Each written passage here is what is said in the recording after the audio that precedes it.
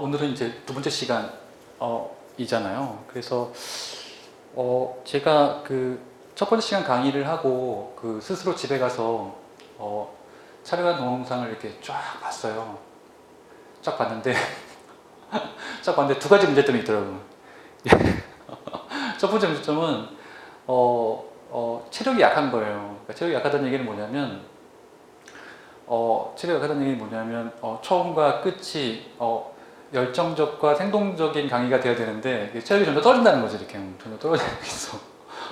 그래서 제가 오늘부터 운동을 하기 시작했어요. 운동을 해가지고 그런 것들을 좀 보강을. 그러니까 첫 번째 시간과 네 번째 시간이 꼭 똑같도록 이렇게 모노토너스한 강의가 아니라 좀 더 역동적인 강의를 하려고 노력할 거고, 두 번째는 사실은 여러분들은 잘 모르겠지만 제가 강의 준비를 엄청나게 많이 하거든요. 엄청나게 많이 해요. 왜냐하면 그거는 뭐 여러분들한테 좋은 강의를 보여주려는 의도도 있는데, 두 번째는 뭐냐면 저희 강박증 때문에 그래요. 강박증. 제가 이해가 안 되면 강의를 할 수가 없는 거예요. 그러니까 굉장히 사소한 것도 준비를 하거든요. 근데 강의를 봤는데 준비된 거 50%, 그 다음에 나머지 50%는 그 순간적인 강의를 하고 있더라고요. 그래서 여러분들은 몰랐겠지만 저는 놀란 거예요. 그러니까 제가 준비한 거를 강의를 했었어야 되는데 50%는 조금 이게 순간성이 있었지 않았나. 그래서 앞으로 더 준비를 하려고 노력하고요. 순간성을 좀 줄여야 되잖아요. 그죠? 순간성을 좀 줄여야 된다 라는 얘기를 하고 싶었고, 그래서 오늘 이제 저번이랑 이게 이어서 강의를 하도록 할게요. 이어서 강의를 하면, 저번 시간 마지막에 뭘 배웠냐면 요걸 배웠어요. 기억나요? 요소자 하나 배웠어요. 요소자 하나. 1비트 저장할 수 있는 요소자 하나를 배웠죠. 기억나세요? 요소자 하나 배웠죠. 근데 요건 뭐냐면 그러면 SRAM을 4x3, 왜 4x3이냐면 4x3 이렇게 만든 거예요. 그래서 12비트, 총 12비트 저장할 수 있는 SRAM을 만들고 싶었던 거죠. 만들고 싶었던 거예요. 근데 여기서 우리가 알아야 되는 건 뭐냐면 그러면은 얘네들은 아시겠지만 한 비트씩 읽어드리는 게 아니에요. 한 비트씩 읽고 쓸 수 있는 게 아니라 요렇게 쓸 수 있는 거예요. 응? 그러니까 여기 2x4 디코더가 들어가는 거죠. 그러니까 주소는 2비트만 있으면 돼요. 왜냐하면 2의 2승이니까 4개의 주소를 하려면 2비트만 있으면 되는 거예요. 그러면 2비트가 들어오게 되면 예를 들어서 00이 들어오면은 얘만 1이 되고 1이 들어오면 얘만 1이 되고, 그래서 얘가 이렇게 선택되는 거예요. 얘가 이렇게 선택되는 거죠. 됐나요? 얘기했잖아요. 컴퓨터 구조 알려면 디테일만 모르면 쓰러진다니까. 디코도 모르는데 지금 이 회를 어떻게 이해할 거야? 맞나요? 그렇게 하는 거야. 그래서 뭐 쉬워요. 그다음부터는. 그러니까 여기만 선택되고 나머지는 선택이 안 되니까 이 소자에다가 내가 데이터 입력 쓸 수도 있고, 이 소자에다가 오화 게이트 이용해가지고 데이터 출력할 수도 있는 거예요. 그래서 읽기 쓰기 신호 넣어가지고 읽을 건지 쓸 건지 선택하면 되는 거죠. 맞나요? 근데 요거 오화회로 잘 보세요. 오화회로 요거 보세요. 자, 보세요. 지금 얘만 선택됐으면 여기에만 들어오잖아요. 맞나요? 나머지는 다 0이에요. 그러면 얘의 출력은 이 비트에 의해서 결정돼요. 이거 오화의 원리잖아. 맞나요? 요거 헷갈리면 안 돼요. 그러니까 이 회로가 아무것도 아닌 것처럼 보이지만 사실은 굉장히 큰 의미를 담고 있는 거죠. 그죠? 무슨 말인지 아시겠죠? 됐어요? 그 다음에는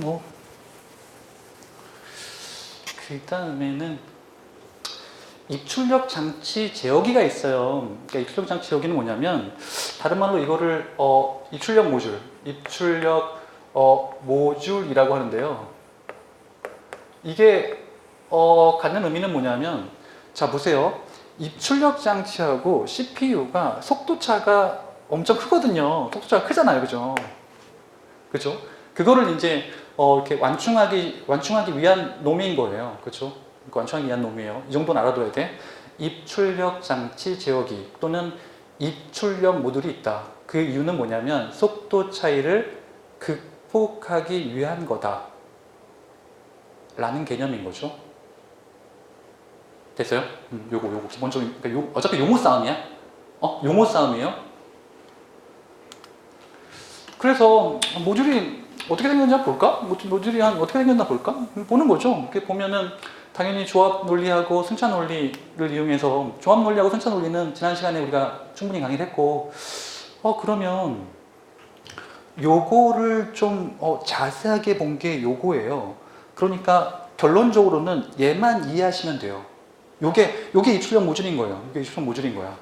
자, 그러면 하나 예를 들게요. CPU가 프린터를 통해서 데이터를 출력하려고 해. 그러면 이쪽에 CPU가 있고 이쪽에 프린터가 있겠죠, 아무래도. 맞죠? 맞죠? 중간에 이렇게 입출력 모듈이 있는 거예요. 입출력 모듈이 있는 거죠.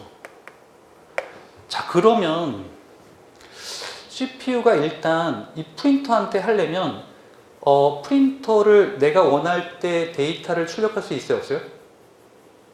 내가 원할 때. 그럼 언제 출력해? 그거는 맞아. 이제 똑똑해. 그건 당연한 얘기고. 제가 지금 여기서 묻고 있는 건 뭐냐면 프린터가 그러니까 비지인지 레디인지, 그러니까 프린터가 다른 애가 사용하고 있으면 내가 사용할 수 없으니까 그런 상태 정보 같은 거는 알아야 되는 거잖아요. 맞나요? 그래서 여기를 통해서 상태 정보를 얻어요. 상태 정보. 여기 상태 신호 해가지고 요 상태 신호가 요렇게 가게 돼요. 이렇게. 상태 신호는 뭐냐면 비지는 내가 쓸 수 없는 거고, 아니면 레디면 내가 쓸 수 있는 거고, 이렇게 되는 거죠. 됐어요? 그리고 그 전에 해야 되는 건 뭐냐면 일단 이렇게 주소선을 통해서 프린터를 선택해야 되잖아요. 맞나요? 주소선 통해 가지고 일단 프린터 선택해야 돼요. 그죠? 주소선을 통해 가지고 프린터, 그러니까 지금 입출력 이 모듈 자체에 여러 개의 장비들이 이렇게 물려 있으니까, 그죠? 그러니까 통합해서 물려 있어요. 하나 1대1로 물려 있는 게 아니라 통합해서 이렇게 물려 있어요. 그러니까 같은 일을 하는 애들끼리. 왜냐하면 컴퓨터에 프린터가 여러 개 물려 있을 수도 있잖아요. 그러니까 그 주소선을 통해 가지고 해당하는 프린터를 선택해 주고요. 그죠? 그리고 제어선을 통해 가지고 뭘 할 거냐면 뭐 한 1000페이지 출력해 라는 명령을 내리는 거죠. 그죠? 그러면 어때요? 데이터 레지스터를 통해 가지고 데이터 레지스터를 통해 가지고 실제 데이터를 출력하는 거죠.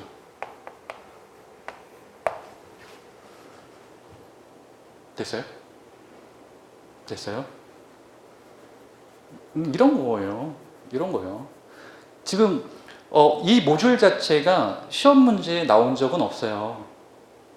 근데 저는 모의고사에 한번 내려고. 왜냐하면 요거 주어지고 지금 이 동작하는 설명 과정 중에 틀린 거 찾으시오라고 하면 좀 어렵겠죠. 만약에 이해를 못하고 있으면 당연한 얘기겠죠. 그런 얘기야. 그죠? 그런 식으로 받아들이면 될 것 같고. 자, 그 다음에 버스 있잖아요. 버스 기억나시죠? 버스. 자, 저번이랑 똑같은 문제예요. 보세요. 유형에는 CPU 내부 버스하고 시스템 버스하고 입적 버스가 있다고 말씀드렸어요. 기억나시죠? 그렇지만 절대 요 두 개는 같은 것이 아니다 라고. 기억나시죠? CPU 내에 시스템 버스 있으면 큰일 나요. 큰일 나. 그건 말이 안 되는 거야. 자, 종류에는 데이터 버스하고 주소 버스하고 제어 버스가 있어요. 근데 시험 문제 어떻게 나왔냐면 명령어 버스가 있는 것처럼 해서 시험 문제가 정말 자주 출제돼. 명령어 버스 있어, 없어? 없어. 데이터 버스에 명령어가 실려. 데이터 버스에 명령어가 실려. 헷갈리면 안 돼요. 자, 다시 정리할게. 데이터 버스에는 명령어하고 데이터 실리고, 주소 버스에는 주소 실리고, 제어 버스에는 제어 신호 실려요.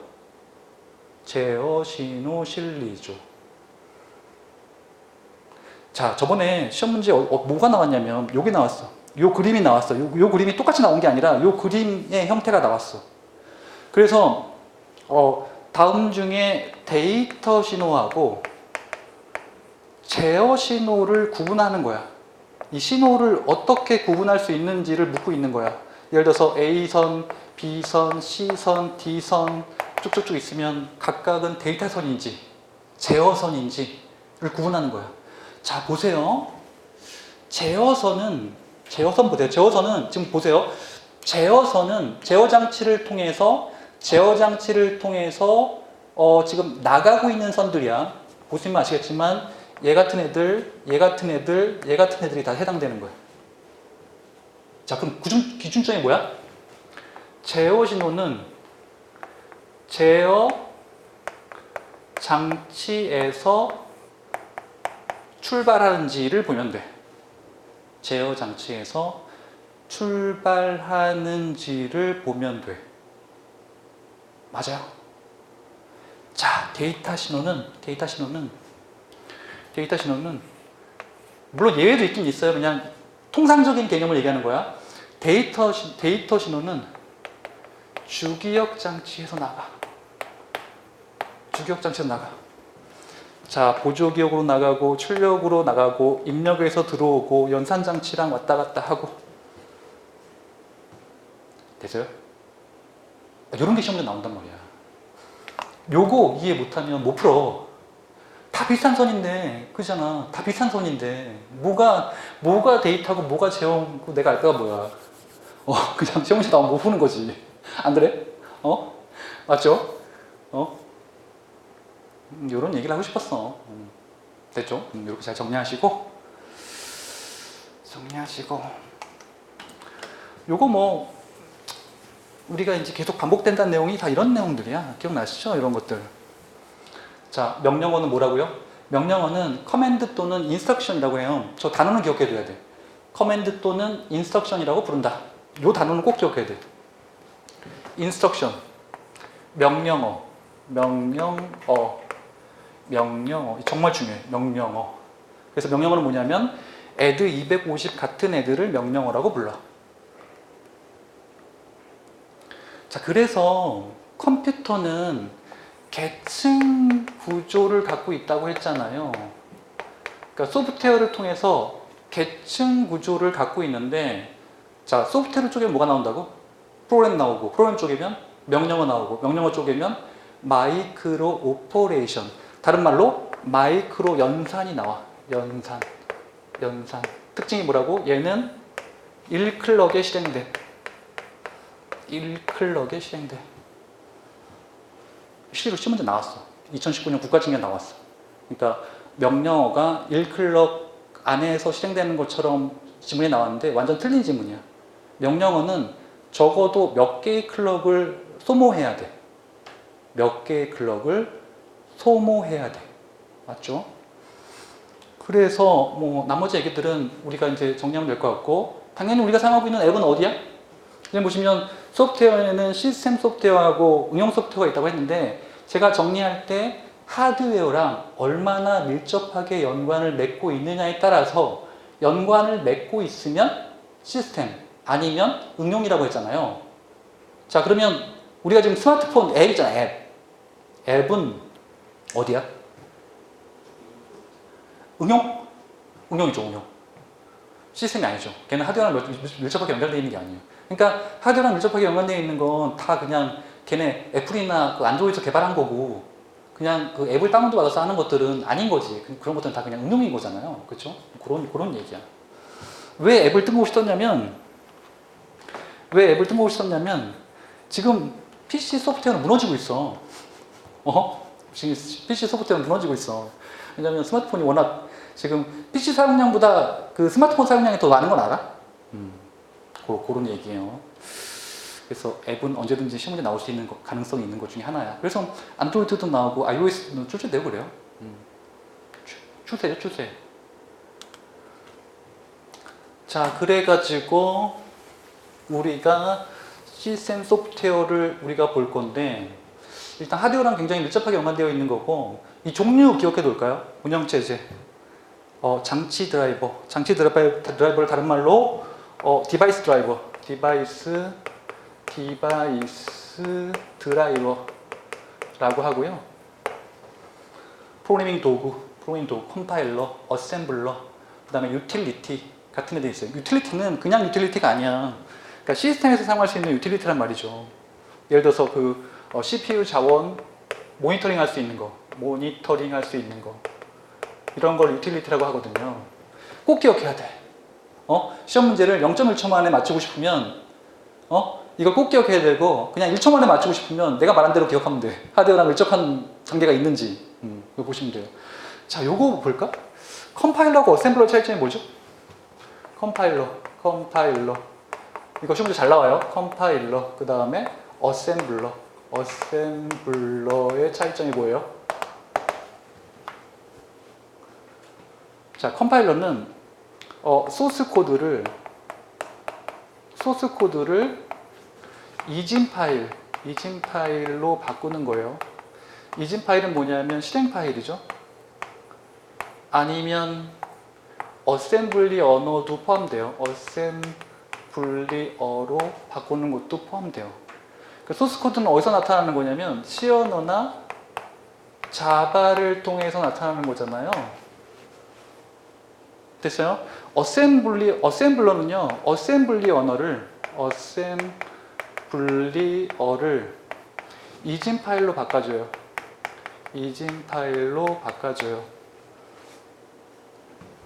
자, 보시면 소스 코드는 C equal A 플러스 B 같은 놈이 되는 거고요.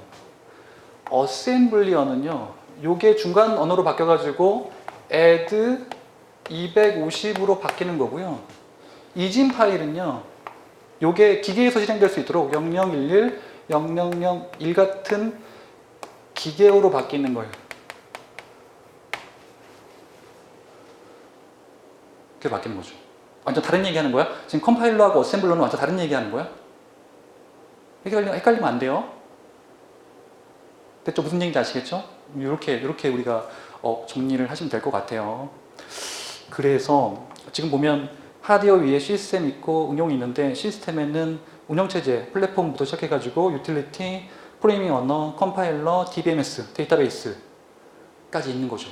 이렇게 보시면 될 것 같아요. 그렇죠? 그래서 지금 간단하게 하나씩 설명하는 건데요. 시스템 소프트웨어에는 운영체제가 있다고 하는데, 운영체제의 역할로는 자원관리와 인터페이스, 굉장히 많은 얘기들이 있는데, 굉장히 많은 얘기들은 여러분들이 우리가 이제 운영체제 수업 시간에 배울 때, 그때 들으시면 될 것 같고, 지금 간단하게 운영체제의 역할 설명드리면 자원관리하고 인터페이스는 꼭 기억해야 돼요. 그래서 운영체제는 역할이 자원관리하고 그리고 인터페이스 역할을 하는데요. 보세요.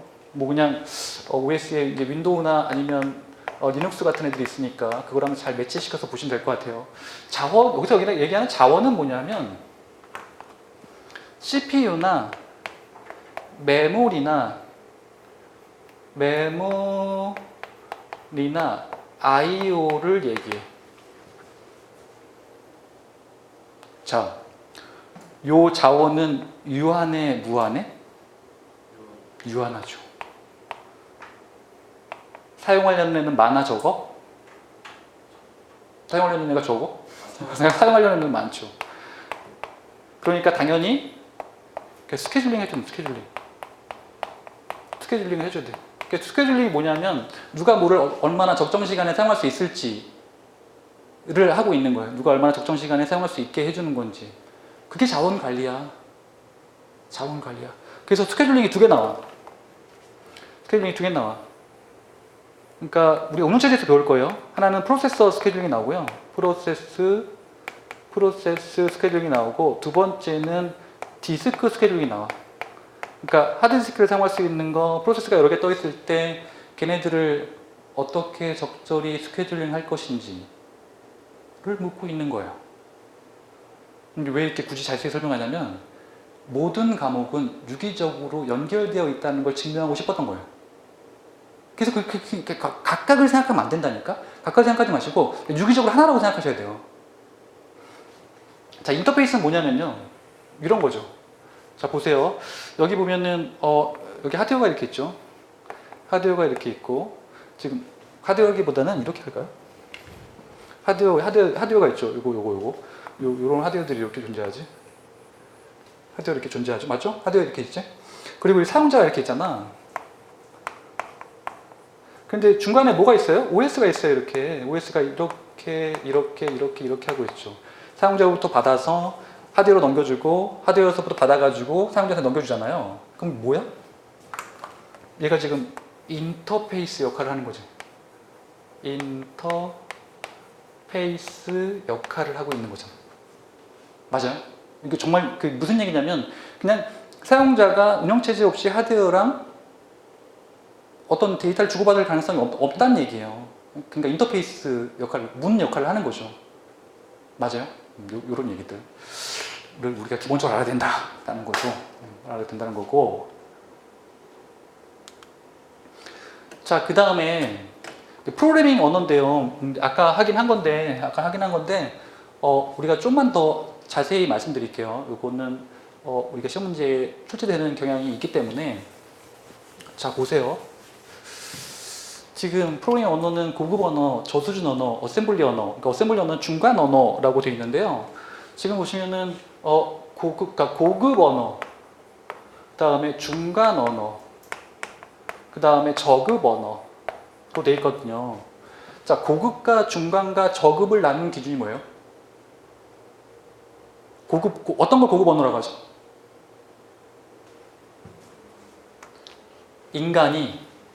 인간이 이해할 수 있으면 고급 언어고요.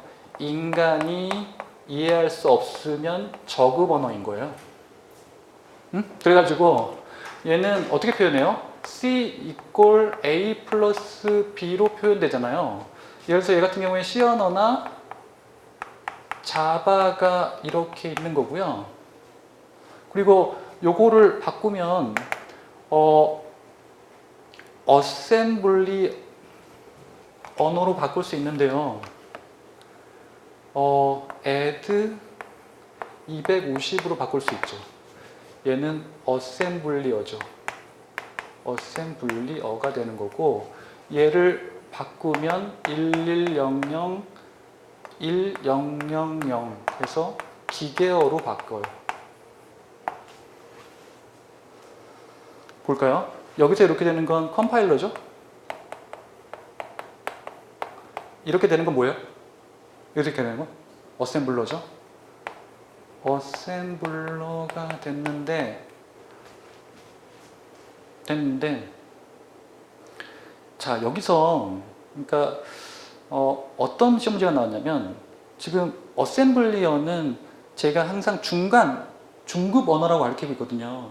근데 시험 문제에는 저급 언어라고 나왔어. 그러니까 저급 언어로 보는 사람도 있어요. 헷갈리면 안 돼요. 어셈블리어는 만약에 중간이라는 단계가 없으면 고급은 아니니까 저급이 되는 거예요. 저급이 되는 거예요. 자, 그리고요, 지금 보시면은 보세요. 이것도 이제 보안이랑 연관되어 있는데, 여기서 이렇게 되는 건요, 사실은 공학이거든요. 공학이죠. 공학. 맞죠? 공학이죠? 엔지니어링이죠? 자, 여기에서 소스 코드를 알아낼 수 있을까? 만약에 내가 주어진 게 아무것도 정보가 없고 저급 언어, 기계어만 알고 있어. 내가 시장 파일만 알고 있어. 그걸로부터 고급 언어를 알아낼 수 있을까? 그렇죠. 이거를 역공학이라고 불러. 역공학이 왜 그러냐면 보안에 심각한 문제를 일으켜. 그렇잖아. 내가 열심히 개발했는데 소스 코드는 오픈 안 돼 있는데 갑자기 뜬금없이 이거를 분석해가지고 소스 코드 얻어낸다고 한다면 그 기술 탈취뿐만 아니라 바이러스 같은 거 심을 수도 있단 말이에요. 완전 보안이랑 밀접하게 연관되어 있는 거예요. 그래서 리버스 엔지니어링, 역공학 이거 시험 문제 잘 나와요. 리버스 엔진 이거를 리버스 엔지니어링. 그러니까 얘는 포워드 엔지니어링, 얘는 리버스 엔지니어링인 거예요. 자 보세요. 여기에서 여기로 갈 수 있는 방법은 한 가지밖에 없어요. 한 가지. 맞아요? 실행 파일 딱 하나 나오잖아. 동일한 실행 파일 하나 나오잖아. 자, 여기에서 여기로 갈 수 있는 방법은 n 가지야. 그러니까 실행 파일 하나인데 소스 코드가 분석하는 사람마다 다 틀려. 다 틀릴 수밖에 없죠. 왜냐면 내가 원래 소스 모르니까. 그래서 중간에서 추정을 해야 되거든요. 정확하게 분석이 안 되니까 중간에서 추정을 해야 돼. 추정을 해야 되는 거죠. 추정을 해야 되는 어떤 그런 문제가 있다라는 거죠.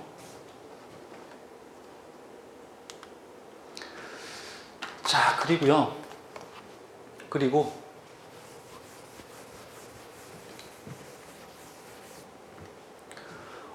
컴파일러의 종류가 있어요. 컴파일러의 종류가 3개가 있는데, 자 보세요. 맨 처음에 컴파일이 있고요.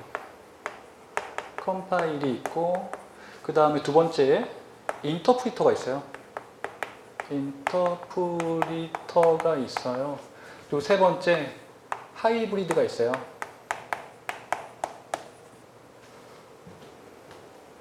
이거를 왜 굳이 하냐면 이런 류의 그냥 간단한 프로그래밍 언어 문제 질문 잘 나와요. 그래서 컴파일은 소스 코드가 이렇게 있으면 얘를 한 번에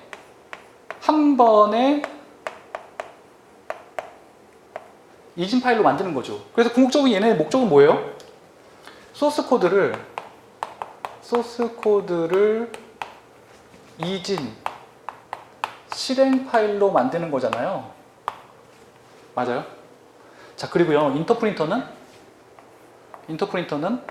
한 라인씩 라인 바이 라인이죠. 라인 바이 라인으로 실행 파일을 만들죠. 자, 하이브리드는요, 컴파일을 수행하고 그 후에 인터프리터를 수행해요. 인터프리터를 수행하죠. 자, 얘 볼까요? 얘는 C 언어가 얘고요. 얘는 파이썬이 그 얘고요. 지금 하이브리드는 자바가 그 얘예요. 지금 시험 문제가 C 언어에서 자바로 옮겨가고 있거든요. 근데 이제 자바에서 파이썬으로 옮겨갈 거예요. 저희 예측이야.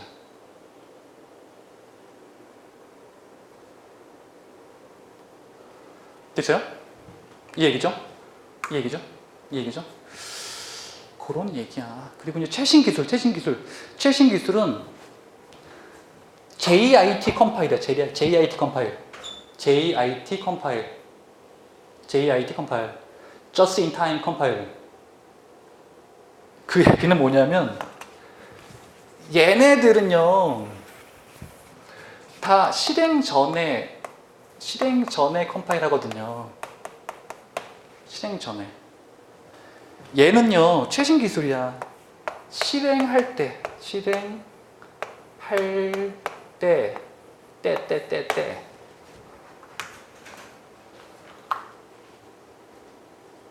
그렇잖아요. 왜냐하면 미리 컴파일하면 문제가 뭐냐면 원래 정해진 거면 뭐 그냥 정해진 대로 하면 되는데 만약에 중간에 내가 바꾸고 싶으면 뭔가 다시 컴파일해야 되잖아. 근데 이거는 그렇지 않아. 얘는 그냥 뭐 상황에 맞게끔 이제 자기 컴파일해가지고 사용하는 거니까 훨씬 적응력이 되게 뛰어난 거란 말이에요. 이거 앞으로 이렇게 변할 거야. 이렇게 변할 거죠. 뭔지 아시겠죠? 자, 그리고요 이제 데이터베이스인데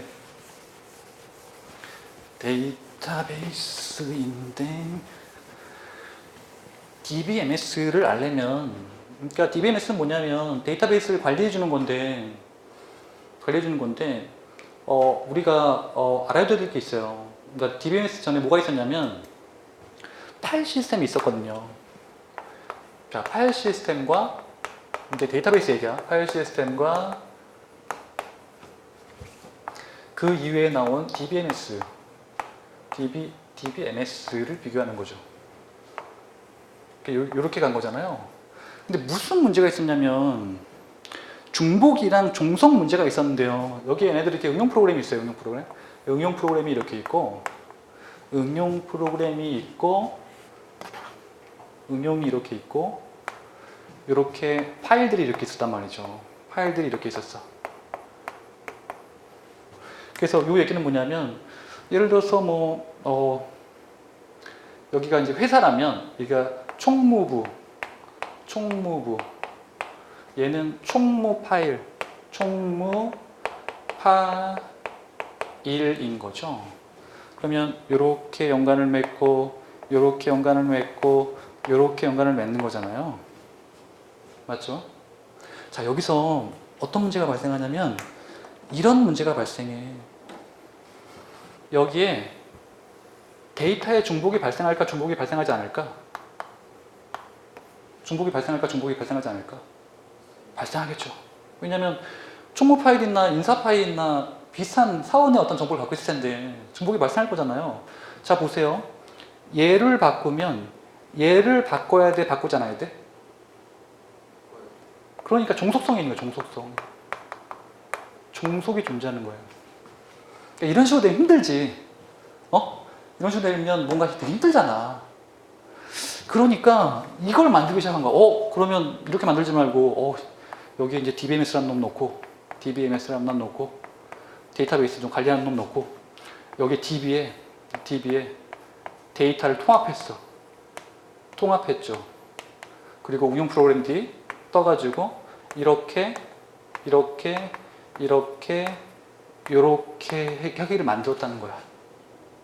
자, 볼까요? 중복 발생하지 않아? 안 발생하죠. 헷갈리지 마. 중복이 아예 발생하지는 않는 건 아니야. 왜냐하면 데이터가 워낙 많으니까 중복이 발생할 수는 있어. 그렇지만 얘네처럼 이렇게 무작위로 발생하진 않아. 중복이 없다고 할게요. 중복이 없다.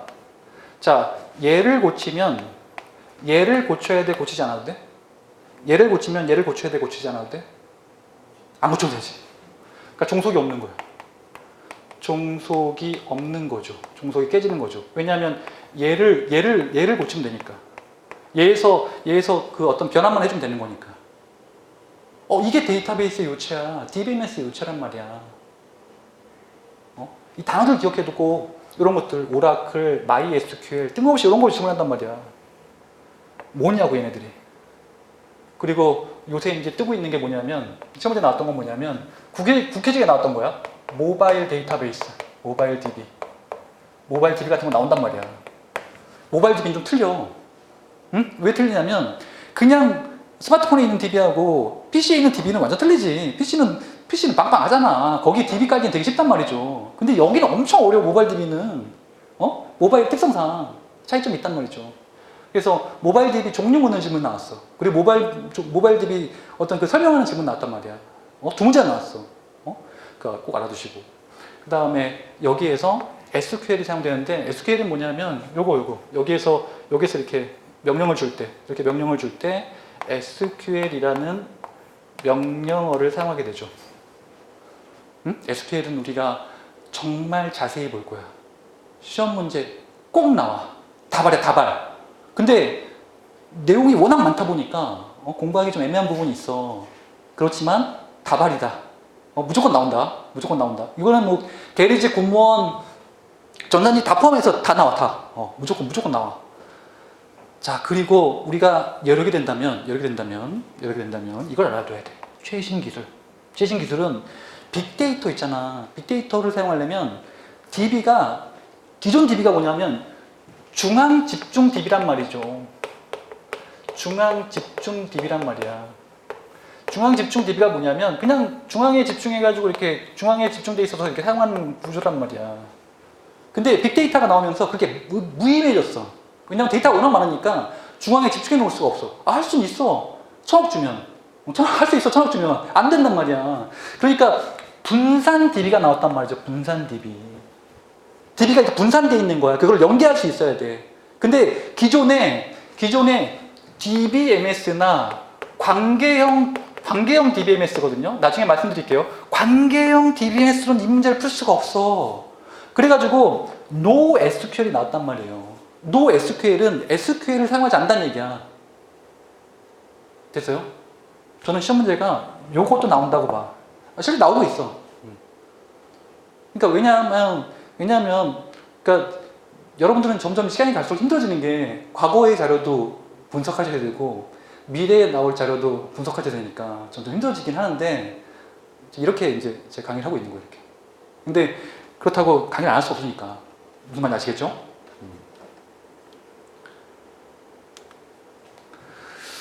그 다음에는 이렇게 보시면 아까 유틸리티 기억나시죠? 시스템 소프트웨어 유틸리티 같은 거 애들 보시면은 파일 관리하는 거, 파일 복사 삭제, 디스크 관리하는 거, 디스크 조각 모으기 아시죠? 디스크 조각 모으기.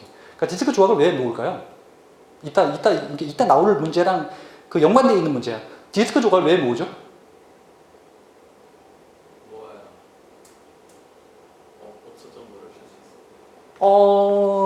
반 50%는 맞았어요. 50%는.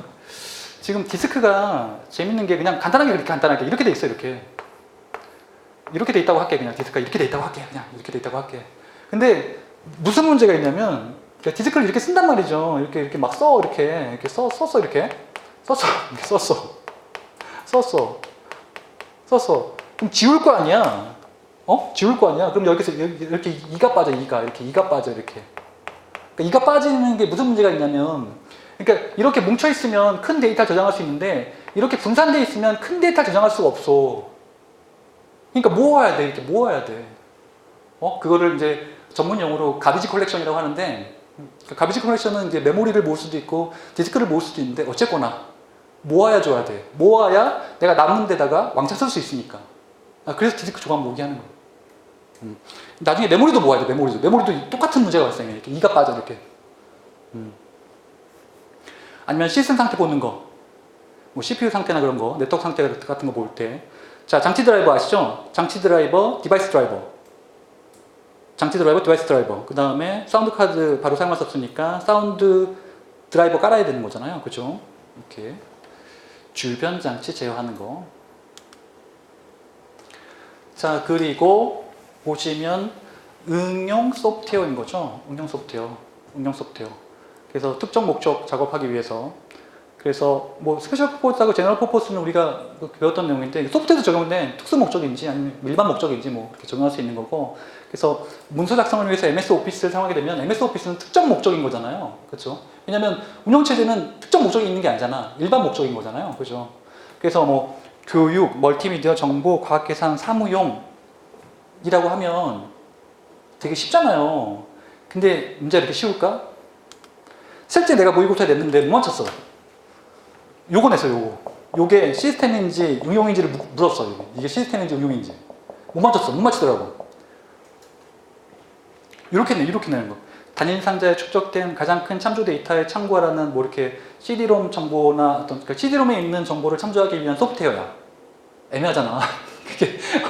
이게 응용인지 시스템인지 애매하잖아. 애매하죠? 이렇게 그러니까 얘기했잖아. 맘만 먹으면 못 맞춘다니까. 이런 식으로 이런 거 조심해야 돼. 이런 거. 다른 것들은 괜찮은데 이런 것들은 조심해야 돼.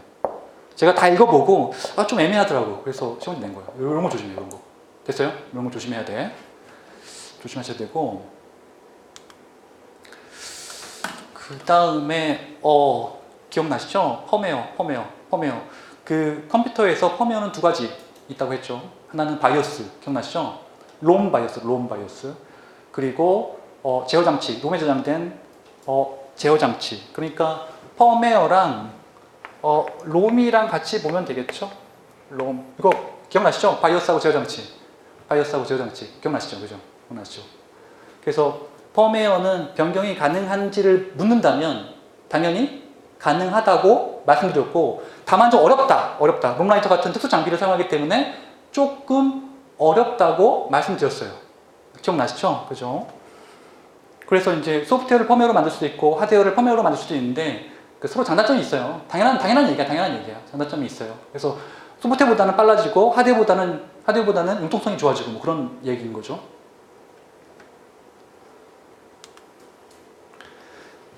자, 그리고요.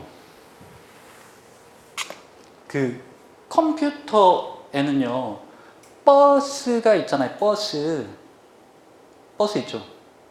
버스가 없으면 어떤 일이 발생하냐면 그냥 생각해야 돼. 이 버스는 우리가 지금 타고 다니는 버스랑 똑같아.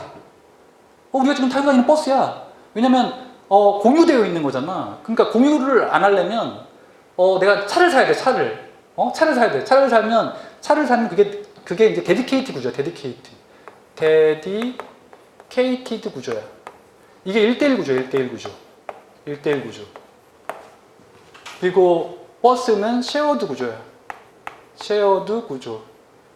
얘는 공유 구조죠. 공유 구조.